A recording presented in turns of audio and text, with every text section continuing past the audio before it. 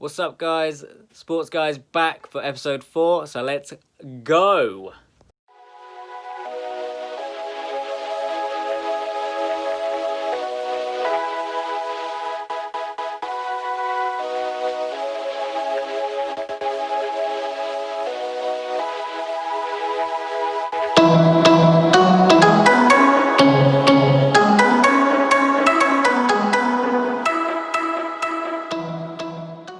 So we've got a few things to go through this week to recap, but I'm gonna start with Imola because I love this track. I'm so excited it's back. So let's have a look at what we already know about this track and what's happened in the past.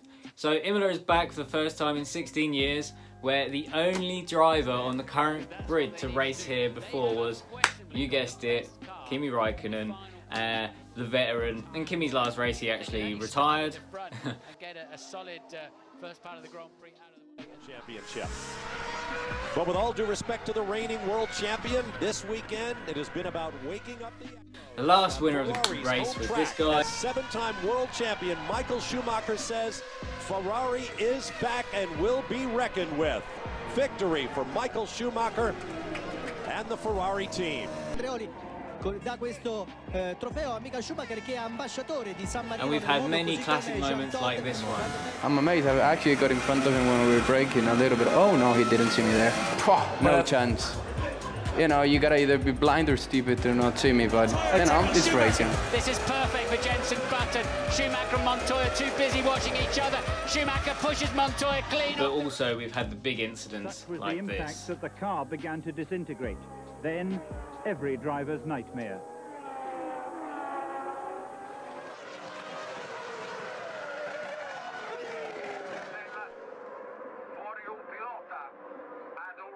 David Coulthard is second, 13 seconds behind him.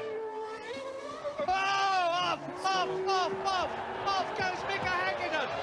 Off goes Mika Häkkinen. We can see also within the circuit. Here we go and see, and it's so quick. I mean, that's a fourth gear, probably fifth gear. And the last F1 race here still remains closer to the fatal weekend in 1994 than it does to the present day, with the winner being handed out this trophy featuring a 14-carat diamond at the crash site of Ayrton Senna. So Imola is back, guys, and I'm hyped, so let's have a look at the results. So business as usual at the top, with Merck 1-2 and Danny Rick sneaking into third for the second time this year, sharing a shoey on the podium with Lewis. Max Verstappen was running well in second, passing Bottas after another mistake by him this year, but unfortunately for him, he retired due to a right rear puncture. Kvyat with a strong drive, especially after the safety car, caused by George Russell woefully losing it under the safety car. With this set of results, it means Mercedes win their 7th consecutive Constructors' title, surpassing the dominant Ferrari's 6 of the noughties. So looking closer at the points table, Lewis can secure his 7th record-equaling world title if he beats Bottas by 8 points in 2 weeks at Istanbul Park. So there are many possible outcomes for Lewis to win the title, so I'll let you guys do the maths. Football now, so I suppose I should start midweek, and obviously Champions League games are on. No real upsets. I mean, Borussia Mönchengladbach were 2-0 up against Real Madrid, but Madrid came back late in the game, very late in the game, to draw 2-2. Inter Milan drawing away at Shakhtar, like we said last week. Shakhtar, very good team in these stages, so they're holding their own. Atlanta fought from 2 goals down against Ajax, something we didn't expect. We just thought that would be a walkover, but everything else pretty explanatory. Kimmich with a screamer against Lokomotiv, and also Atletico Madrid with a late goal against Salzburg, which also again thought it'd be a walkover, but you know, these smaller teams are holding their own in the competition at the moment, so they've earned their place, so they're not going to be a walkover. Wednesday, Chelsea went to Krasnodar and won 4-0. Lazio got stuck in Belgium against Bruges.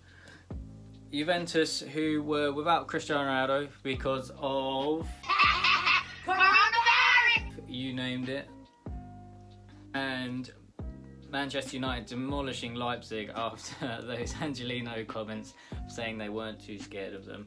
But Rashford coming on, scoring that hat-trick. The man is untouchable at the moment. He can do no wrong. And for the Premier League, business as usual across the 3 days so far. with no real upsets of any sort. Kyle Walker scoring against his boyhood team, that was a bit of a screamer. Chelsea walking over Burnley. Liverpool only just beating West Ham, but they've been a bit ropey lately, so they're just grinding out the results. Top of the league still. On Sunday, we saw Aston Villa fight back from 4-0 down to finish 4-3 in the dying moments of the game, but 4-0 down, there was no chance of coming back, was there? Arsenal going to Man United and finally winning away from home against one of the top 6. Spurs in a VAR-riddled game against Brighton, seeing past them. VAR controversy all over the weekend, like I just said, with the Tottenham game being riddled with it, and there was a dodgy decision in the Southampton game. So I think we're all in the same boat, possibly the same boat as Mourinho. My opinion is that I miss my old football. I miss my old football with goal line technology. So let me know what you think about VAR, if you have anything good to say about it at all. Right, now for the rugby union, and I hope you're proud to be English, guys, because England have just done the Six Nations double with both the men and women's teams securing the Grand Slam. Awesome news, awesome stuff. England's first men's title since 2017, after a thrilling last day of games, saw England win and get the bonus point they needed, while Ireland lost in France. Ireland needing to win by 6 points to secure the championship, while France needed themselves the demolition of Ireland with a 31-point victory and a bonus point for them to lift the trophy.